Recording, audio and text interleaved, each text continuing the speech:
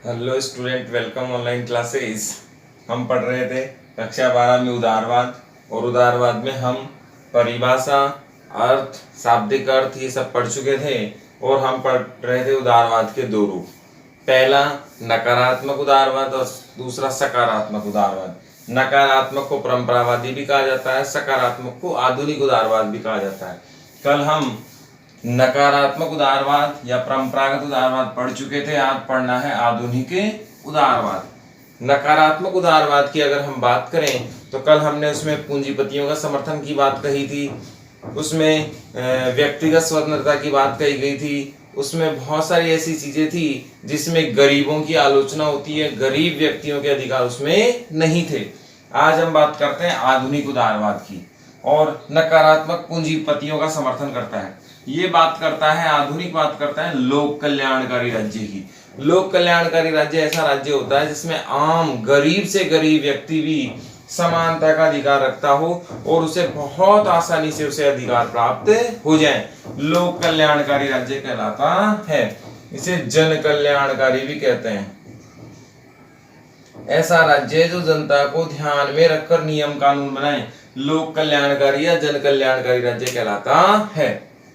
निजी संपत्ति पर रोक। कल हम देख रहे थे कि जो नकारात्मक उदारवाद था उसमें निजी संपत्ति होनी चाहिए, जबकि यहाँ निजी संपत्ति का क्या किया जा रहा है, विरोध किया जा रहा है।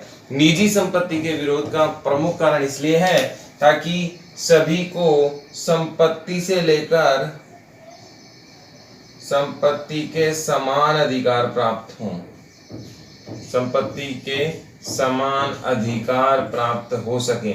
इसीलिए ये निजी संपत्ति का विरोध करता है और निजी की जगह मिश्रित व्यवस्था की बात करते हैं।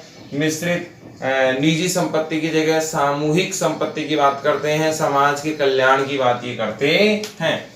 फिर पूंजीपतियों पर टैक्स की बात करते हैं। आपने देखा होगा नकारात्मक में उदारवाद कहता है कि निजी संपत्ति होनी चाहिए, पूंजीपति होने चाहिए, बाजार व्यवस्था होनी चाहिए, जबकि ये क्या कहते हैं कि नहीं, पूंजीपतियों पर टैक्स लगाना चाहिए और जो टैक्स से पैसा आए वो गरीबों में बांटना चाहिए, जनता के कल्याण में लगाना चाहिए, जिससे क्या हो सके, जनता का कल्याण संभव हो। ये बात कौन कहते हैं? आधुनिक उदारवादी कहते हैं।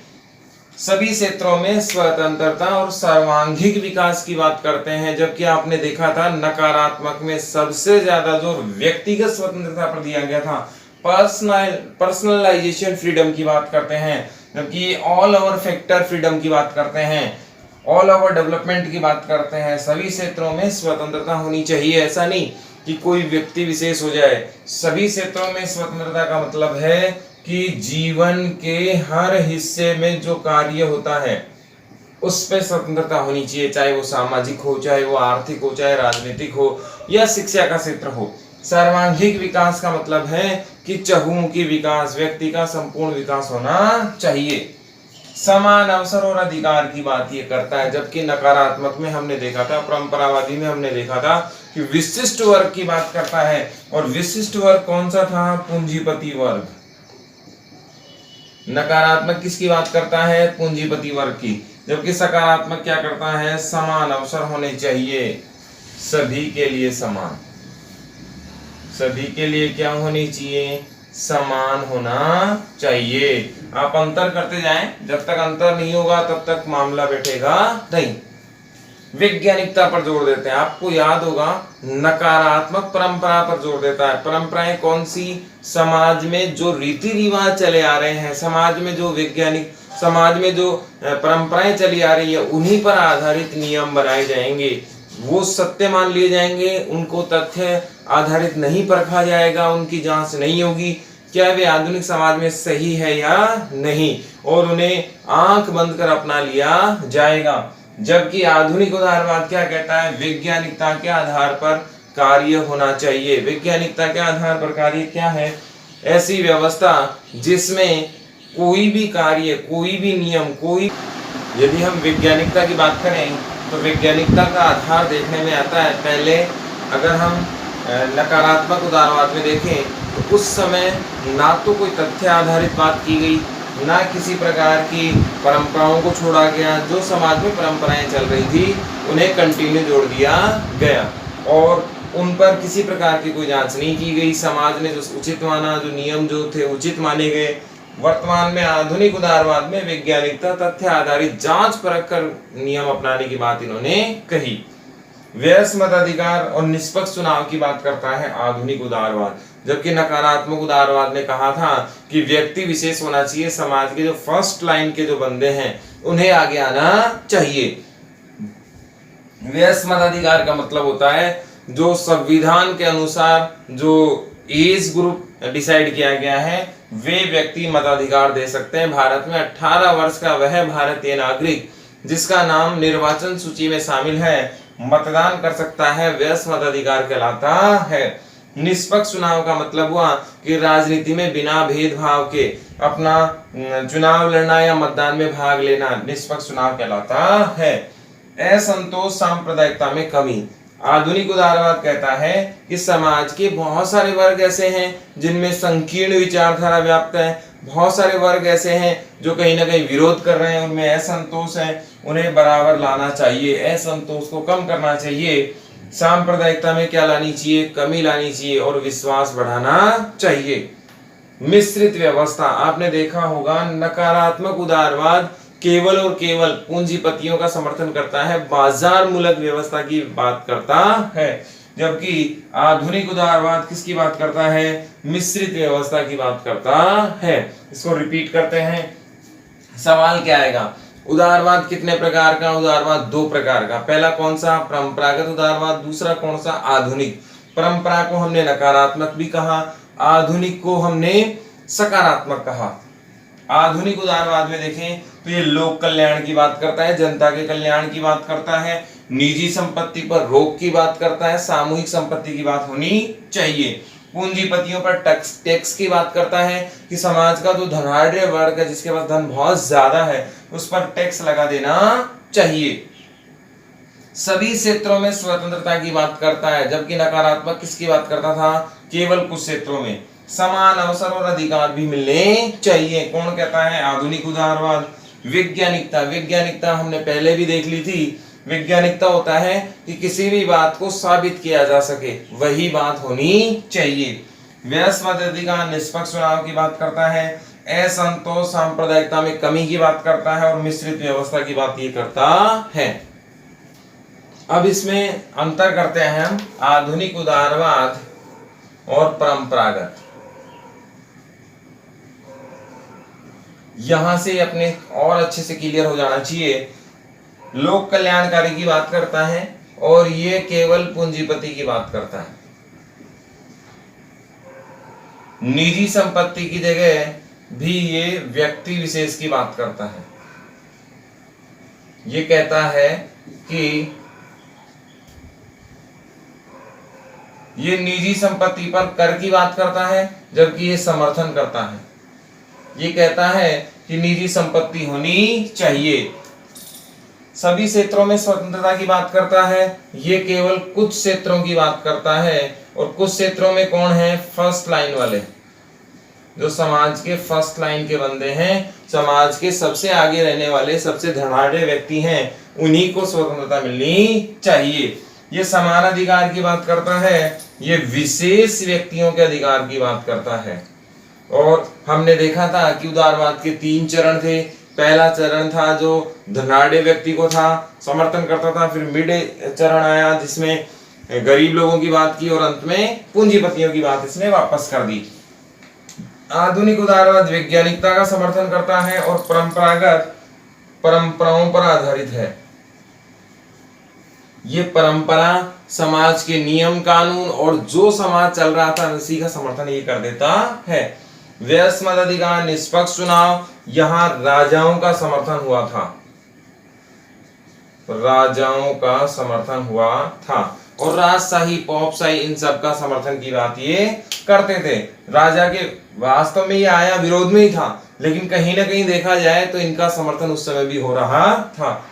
असंतोष सांप्रदायिकता में कमी की बात थी, लेकिन इसने बढ़ाने का काम किया क्योंकि इसने व्यक्ति विशेष की बात कही थी। और मिश्रित अर्थव्यवस्था की जगह ये वापस पूंजीपति व्यवस्था की बात करता है। ये इसमें बड़े बड़े अंतर हो चुके हैं। यहाँ पूंजीपति व्यवस्था है, यहाँ मिश्रित अर्थव्यवस्था है। ये व्यक्ति विशेष की बात करता है, ये सभी की बात करता है। ये अवसरों की समानता की बात करता है, ये कुछ लोगों को अवसर देता है। ये विशेष परंपराओं पर आधारित है, जबकि ये वैज्ञानिकता पर आधारित है। अब यहाँ पर एक परिभाषा आती है। यहाँ उदारवाद के दो रूप होते हैं, समाप्त और हर्बर्ट स्पेंसर की एक प्रसिद्ध परिभाषा है, जिन्होंने कहा है कि उदारवाद प्रारंभ में राजाओं की शक्ति पर सीमा लगाता था और अब व्यवस्थापिका या उदारवाद को लेकर एक प्रसिद्ध कथन है हर्बर्ट स्पेंसर का। ये कहते हैं पूर्व में उदारवाद राजाओं की शक्ति पर रोक लगाता था, राजाओं की शक्ति को सीमित करता था, राजाओं की शक्ति को सीमित करता था, जबकि वर्तमान में व्यवस्थापिका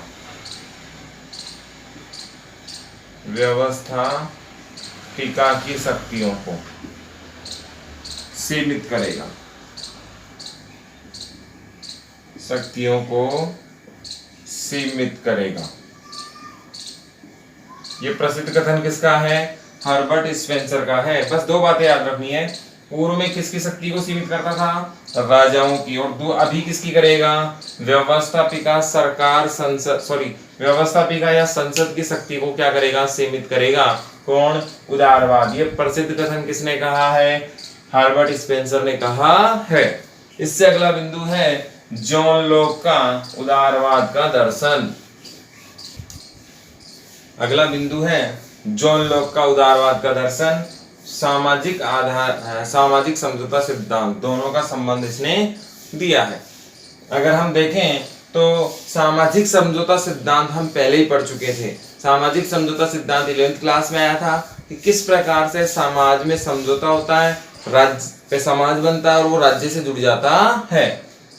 राज्य की उत्पत्ति व्यक्ति के अधिकारों की रक्षा के लिए हुई है। ये बात किसने कही है? जॉन लॉक ने कही है। राज्य की उत्पत्ति यानी कि राज्य बना ही क्यों है? जिससे किसके अधिकारों की सुरक्षा हो सके? व्यक्ति के अधिकारों की सुरक्षा हो सके।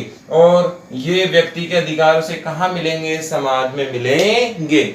वास्तव में अगर देखा जाए तो व्यक्ति ने अपनी सारी स्वतंत्रता किसको दी है? राज्य को दी है। और राज्य बदले में उसे क्या दे रहा है? सुरक्षा दे रहा है, रक्षा दे रहा है। स्वतंत्रता किसने दी? व्यक्ति ने दी। किसको दी? राज्य को। राज्य से क्या मिल रहा है? रक्षा मिल रही है। राज्य और व्यक्ति एक दूसरे के क्या हैं? पूरक। क्योंकि बिना व्यक्ति राज्य संभव नहीं है और बिना राज्य व्यक्ति के अधिकार और स्वतंत्रता समानता संभव नहीं है। कानून का आधार क्या है? विवेक है, आदेश नहीं। क्योंकि आदेश की पालना जबरदस्ती नहीं करवाई जा सकती।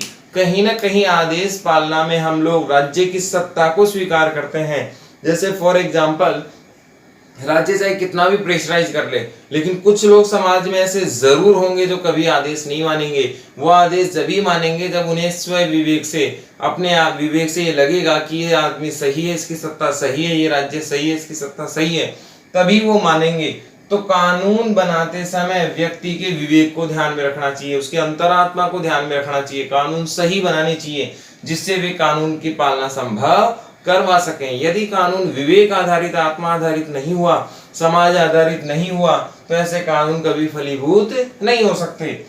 सर्वश्रेष्ठ सरकार वही है जो कम से कम शासन करे, यानी कि सरकार को कम से कम मात्रा में शासन करना चाहिए और लोगों को स्वतंत्रता ज्यादा से ज्यादा देनी चाहिए।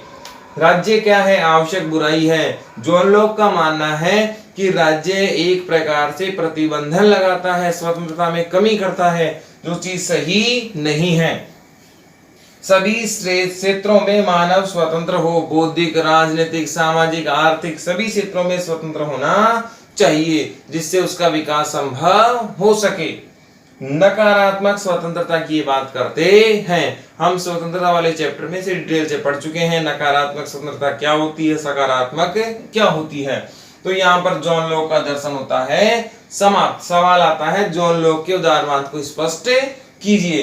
तो इसके 3-4 बिंदु हैं। राज्य की उत्पत्ति का आधार क्या है, व्यक्ति के अधिकारों की सुरक्षा होगी तब तक राज्य का समर्थन होता रहेगा। राज्य और व्यक्ति दोनों एक दूसरे के क्या हैं, पूरक हैं। बिना राज्य व्यक्ति नहीं हो सकता और बिना व्यक्ति राज्य नहीं हो सकता। अगर व्यक्ति के अधिकारों का हनन होगा तो क्रांति के माध्यम से, विरोध के माध्यम से राज्य का विरोध करेगा। कानून का आधार क्या होना चाहिए, विवेक होना चाहिए। एक एग्जाम्पल के तौर पे देखते हैं, यदि ऐसे कानून बना दिए जाएं जो राज्य की जनता की सहमति उसमें शामिल ना हो तो वे कानून केवल प्रतीकात्मक होंगे, क्योंकि राज्य की जनता उन्हें दिल से स्वीकार नहीं करेगी और ऐसी स्थिति में वो कानून केवल प्रतीकात्मक ही रह जाएंगे। वास्तव में उसे धरातल पर उतारा ही नहीं जा सकता है। सर्वश्रेष्ठ सरकार वही है जो बाध्यता को कम करे। स्वतंत्रता हमेशा राज्य के कम कानून में ही मिलती है। यदि राज्य कानून ज्यादा करेगा, बाध्यता ज्यादा लगाएगा तो स्वतंत्रता समानताएं क्या होंगी, कम होंगी। राज्य क्या है, आवश्यक बुराई। इसलिए राज्य, जॉन लॉक कहते हैं व्यक्ति के विकास में सबसे बड़ा बाधक तत्व क्या है, राज्य। इसलिए राज्य आवश्यक बुराई मानते हैं और कहते हैं राज्य ना तो या तो होना ही नहीं चाहिए और अगर हो तो बिल्कुल कम मात्रा में होना चाहिए। सभी क्षेत्रों में मानव को क्या मिलनी चाहिए, स्वतंत्रता मिलनी चाहिए। ये क्षेत्र है राजनीतिक, आर्थिक और बौद्धिक क्षेत्र हैं।